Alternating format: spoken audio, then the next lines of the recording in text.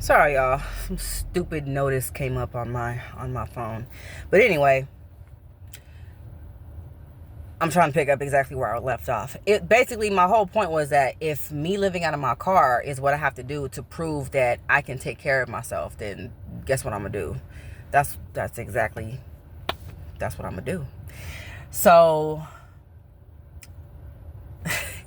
so a lot of stuff happened during this time, y'all. So as I'm talking about it, I'm trying to be mindful of my time, but at the same time, it's just a lot to say. So that's 27. So when 27 came, it was like, okay, I really started thinking about what I needed to do in order to live out of my car, to the point to where it may have been when I was 27 going into 28. I don't know.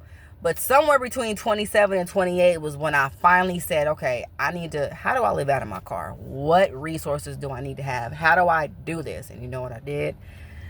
I went to the internet. I went to YouTube. I went to Google. And I just typed in how to live out of a car. What do you need to live out of a car?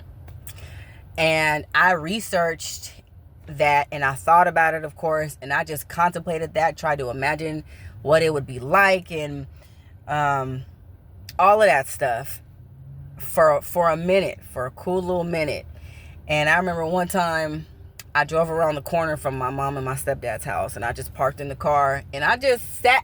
I forgot what exactly I did, but I do know I just wanted to get a quick feeling of what it might be like to live out of my car before I actually did it. So I drove around the corner, and I just remember, if memory serves, I think I just stayed in my car for a little bit just to get a feel of what it would be like. And then I drove back around the corner to the house.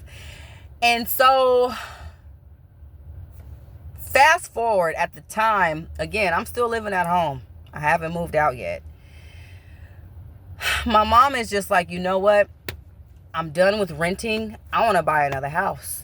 And so we all ended up moving in with my grandmother.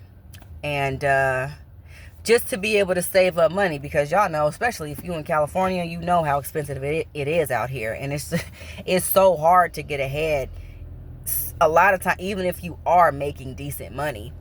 So my mom was just like, I want to expedite the process of me being able to save up money to put a down payment on a house. So let's stay with family. So my grandmother finally caved in and let us all move in so my mom could do that. And to this day, you know what I'm saying? Like my mom accomplished that goal. And to this day, she's in that house that she wanted to get. So we all pack up. My mom tells me everything. She's just like, hey, this is what I want to do. But that means we all going to go be with grandmother for a time. And I'm just like, all right. So we all move in with my grandmother. And without saying too much, I love my grandmother. I really do. Of course I do. But we don't mesh in a lot of areas. My grandmother is extremely conservative. She's just from a different time. My mom is a boomer, so my mother's mother, totally different time. So I don't know how long I was there. I know it wasn't a year. I think it was maybe like 2-3 months. And I believe by this time I was 28. 28, about to be 29, somewhere in there. And I said, I can't take this anymore. I got to get out. I cannot be under this roof. I just can't deal with this. And so that's exactly what I did, y'all. I had remembered everything that I said that I needed. All the stuff that I had looked up. What do I need to live out of my car? And I just did it. I got all my necessities that I thought I would need. I got my covers. I got, of course, I made sure I had my phone, my charger. I just got all the basic things that I would need to stay warm, still be able to communicate with communicate with people, and that my journey began. You have to pardon me, I'm still I'm looking at the time. I don't know, y'all, because when I turned the camera back on, it had cut off, but I turned it back on, and now I have another 10 minutes. So I don't know, maybe I'll just have to break this up in pieces and show it cumulatively. But anyway, but yeah, my journey began, I believe, about 6 years ago when I officially moved in my car. And I wish I could tell you what it was like the very first night that I stayed by myself in my car. But what I will say is that, I mean, a lot of y'all probably ain't gonna do this, but you can go back and you can look at a video I posted about, I think it was 5 years ago.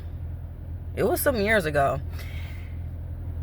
It was me sitting in a Walmart parking lot and just talking about, I think the name of the video is Finally Taking Action or Finally Acting. And that whole video, I believe I said it in the video, but that was my first day, I believe, of being in the car by myself, of living out of my car.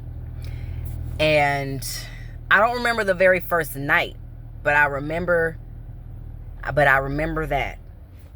And I think I remember it because I made that video. And what I will say is, before I started like developing my routine, before I got comfortable living out of my car, here's what I had to do. And here's what I think a lot of y'all, if you read this title, most of y'all are probably either living out of your car or have had to live out of your car at one point in time, or you're just intrigued by the title and you just want to hear. But I tried to strategize as much as possible because, you know, I knew that I tried to be as smart as I could be.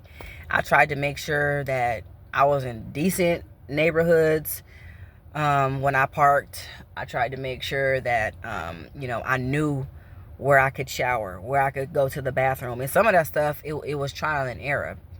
But I did know that I wanted to make sure that when it came to parking at night, I wanted to make sure that I was in a neighborhood that was surrounded by people who I knew.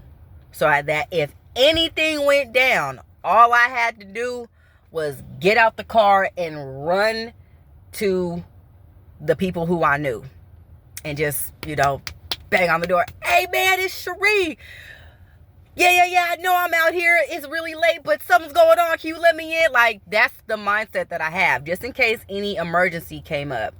And I do remember, I ain't gonna say where I slept and what city I was in and like whose house I was by, but I will say that it was some people from my church. It was, as time went on, it was people who I just knew. As time went on, well, let me do this chronologically the best way I can. So, first of all, I didn't tell nobody. The only person I told, at first, I didn't tell anybody. The only person who knew what I was doing was my mom. And I don't even know if I told her initially, like right out the gate. But I do remember, like, she was the only one who knew for a long time what I was doing. And not necessarily where I was at, but she knew that I was living out of my car. Because, you know, obviously, like, she's my mother. She wants to know, like, where I'm at and make sure I'm okay. So, and the reason I didn't tell anybody what the situation was, number one, first of all, I didn't want nobody feeling sorry for me.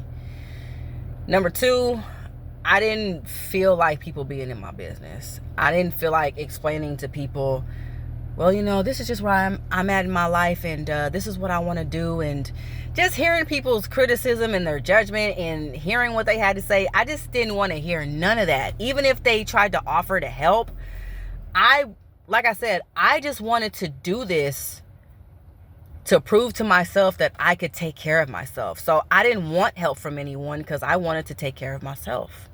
Right? So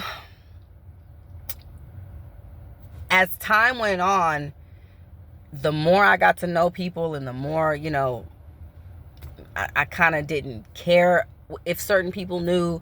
And the more I opened up, there was a handful of people who I told straight out the gate. And there was a couple people who kind of like figured it out. And